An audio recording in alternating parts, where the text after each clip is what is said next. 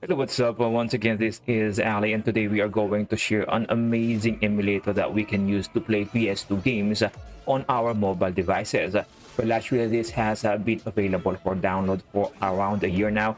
I was just not taking this seriously because I still prefer my PS2 games either on the PS3 or on the PS2 itself.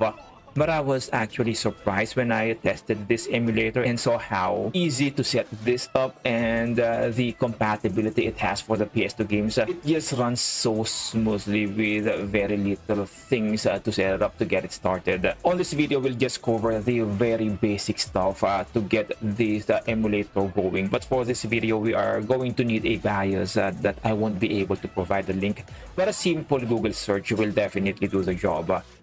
Before we go to our phone, let us first take care of the things we need so that we can play our games. First are the BIOS. Again, I won't be able to provide the link for this, but it is so easy to find one of these. Just Google them. And I would suggest using this BIOS, SCPH1 or 10,000. I don't know if there is some compatibility or there is a bearing regarding the BIOS that you will use for the compatibility of the games. But so far, I have had no problem with any of my games using this BIOS. And for the games, what we need are the ISO. These are the games that I have prepared. So you don't have to put them on a specific folder. The program or the emulator will just search for the files it needs on our phone. So once we have our BIOS and our games, let us go ahead and download our emulator. Open your Play Store and search for eStar SX2. I already have this installed, but for the benefit of this video, I'll just go ahead and uninstall this and reinstall from scratch.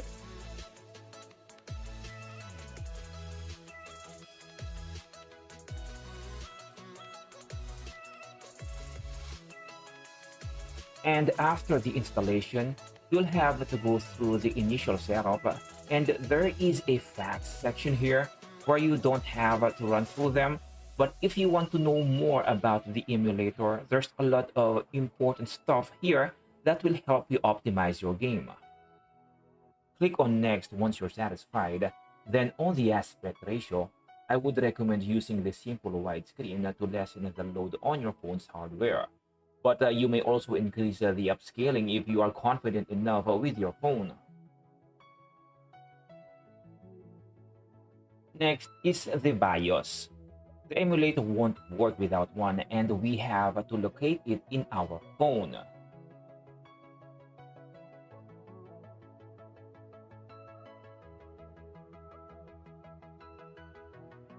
Then the game directories. We'll just have to locate its folder for the emulator can scan it. We can actually use the whole storage of our phone, but since I have them on this folder, then I'll just choose this.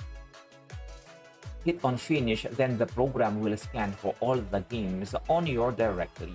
Now before we go and load our games, let us first have a last visit on our configuration. To go to the settings, click on the upper left part of the screen and App Settings, General Settings, Emulation Screen Orientation, then turn this to Sensor Based so it'll be easier to switch between portrait and landscape. Then scroll down, and I would recommend turning on these settings at first to check the status of your games while running. Though it will populate a small part of your screen, but this will give you an idea if you need to tone down your games or if you can boost it up. Then on the controller settings, touchscreen, you may want to use a single analog pad so that your controller layout won't overpopulate your screen. And if you are bad at touchscreen controls, pretty much like me, I would strongly recommend turning on Vibrate on Press.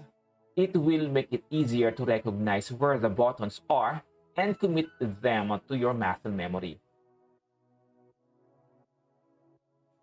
Now let us load our game. The program will automatically format a virtual memory card so you won't have to worry about saving your game. Just load your game and enjoy.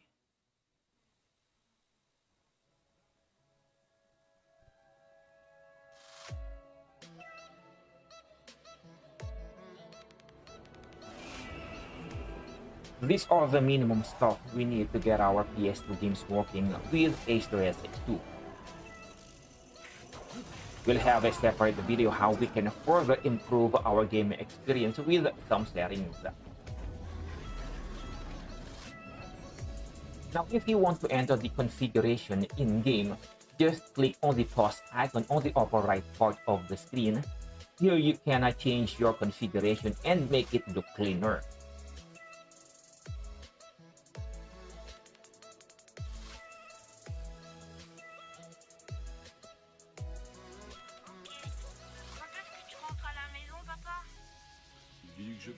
And you may also change your gamepad depending on your preference.